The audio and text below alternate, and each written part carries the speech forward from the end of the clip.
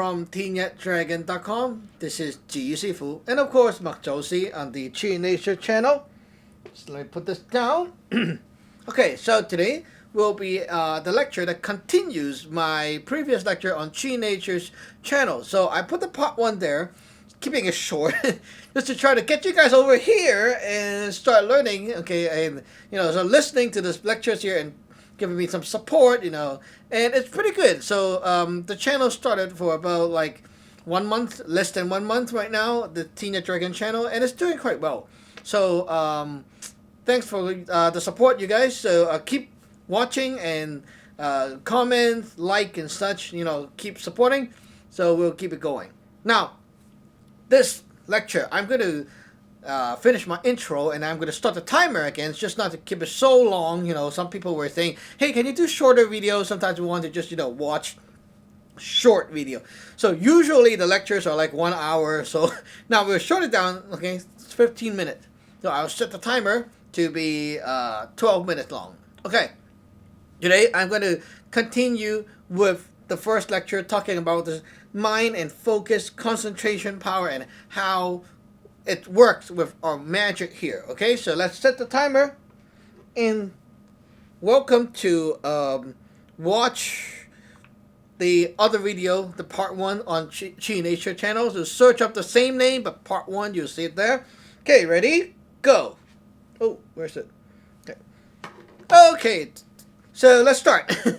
So everyone knows now, after the part 1, that we can usually, with other stuff here, we usually use this energy, focus, concentration, subconsciousness, all that stuff here, okay? Usually with music, art, all the stuff we do in this world, we only use it up, okay? We built up our skills by doing it more, like when you're playing music, when you're doing calligraphy. You only know how to do more, and do more. And because the more you do, the more you can output. The more you can bring this to here, and then here, and here, right? So because what we are doing is you're only doing this post-heaven magic. This is what we call post-heaven magic.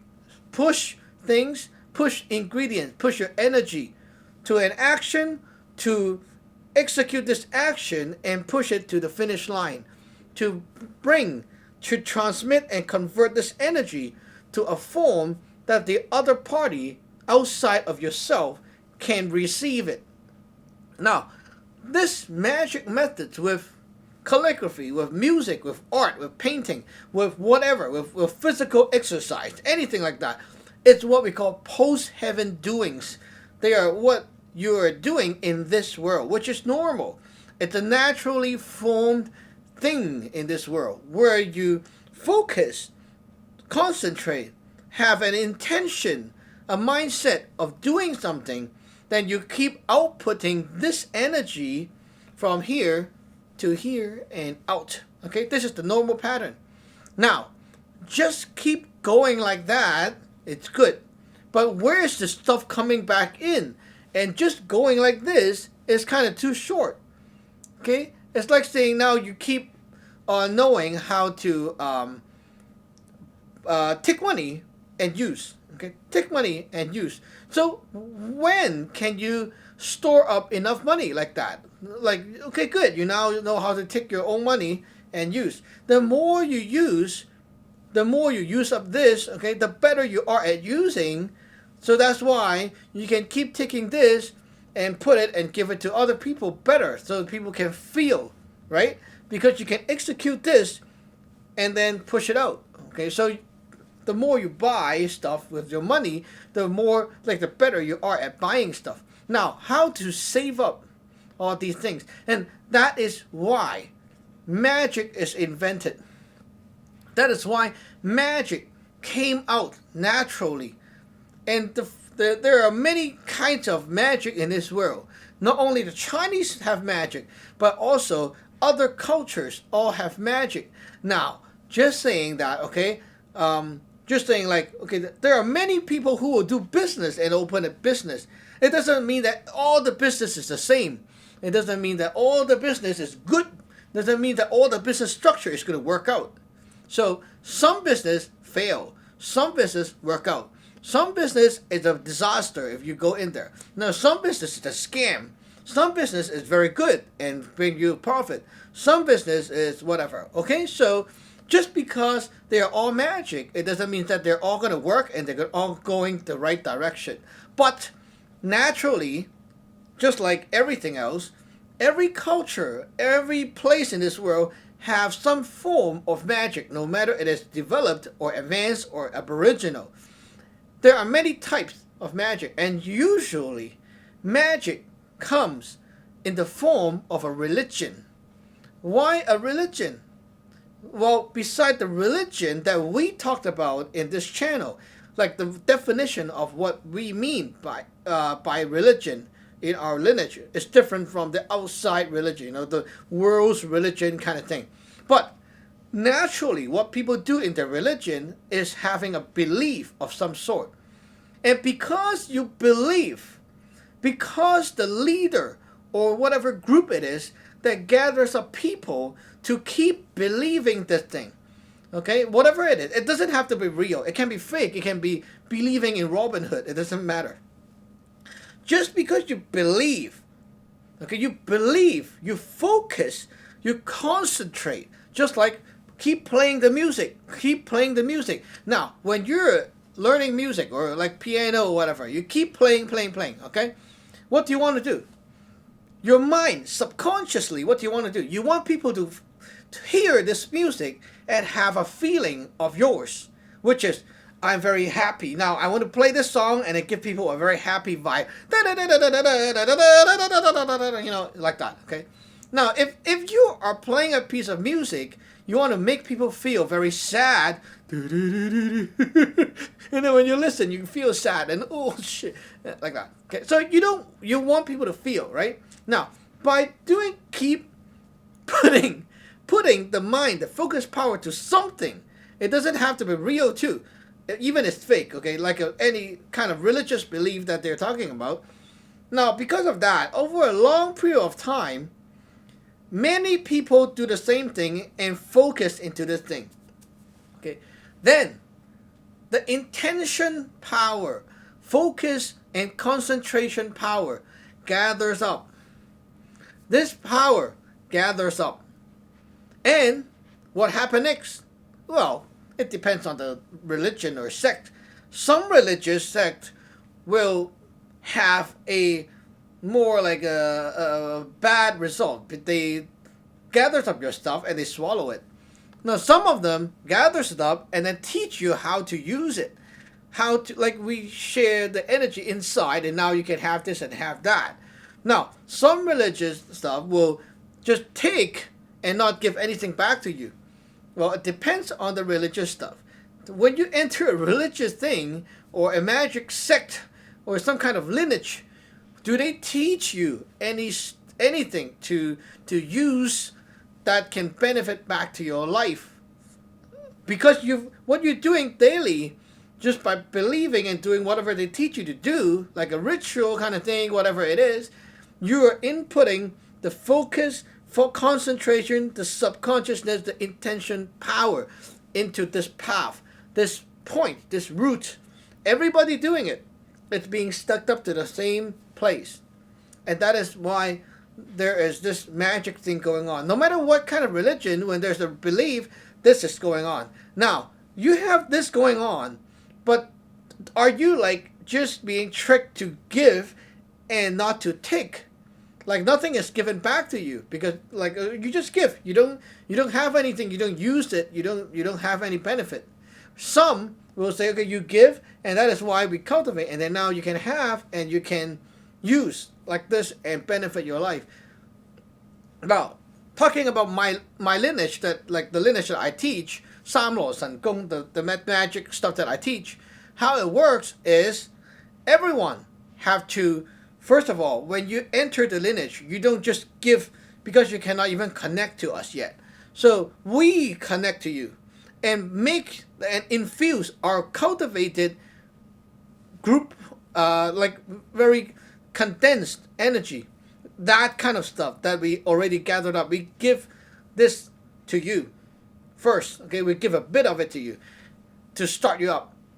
And then we teach you how to daily transfer this to something. For example, the incense.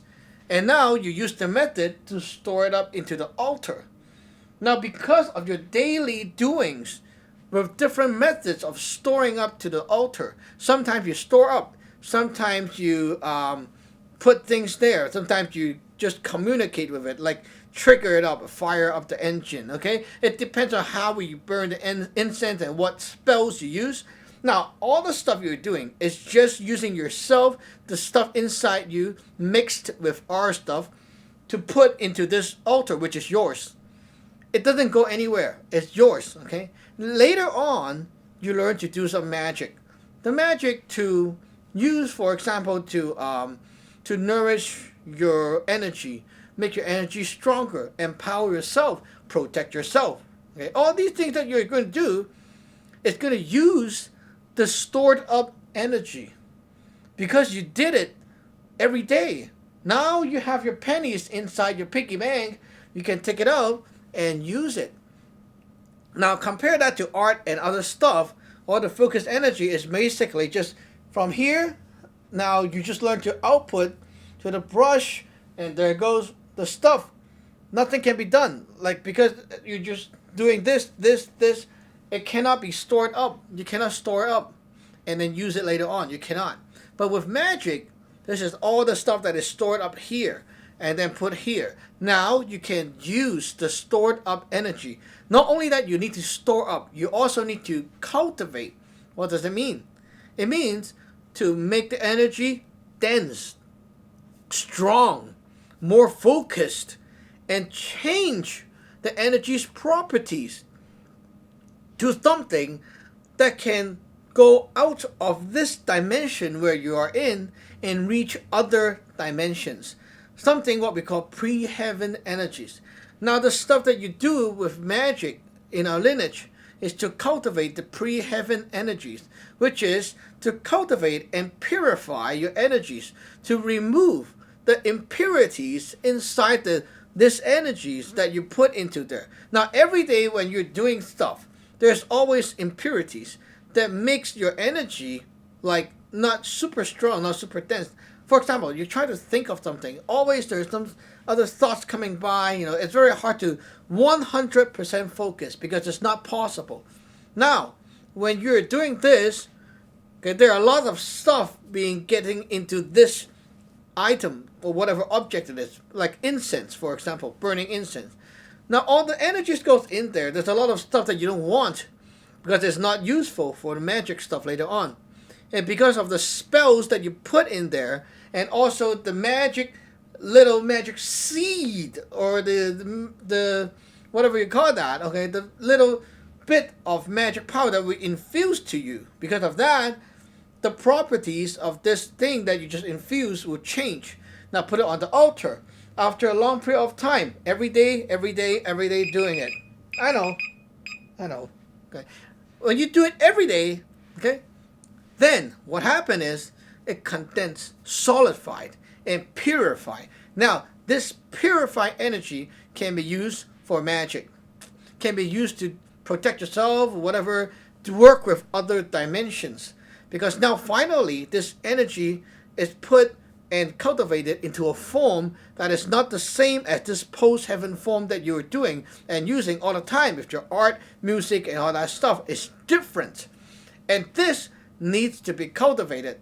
And just by yourself doing it is not enough. Now, in my next video, I'm going to talk about the difference, about how different it is from my lineage, like the Sun Gung stuff that we do, and the Taoism stuff that is supposed to work with magic and stuff. So I'll talk about the Taoism side and the difference between Taoism and how Sun Gung treat magic. They both have magic, but the way how it is done is different. I'll talk about that next video, and so remember to subscribe, like, comment below, and of course, if you really want to get started in learning this magic stuff in my lineage, you can always email me, and we can get you ordained and get going. Okay, we'll see you next class. 拜拜。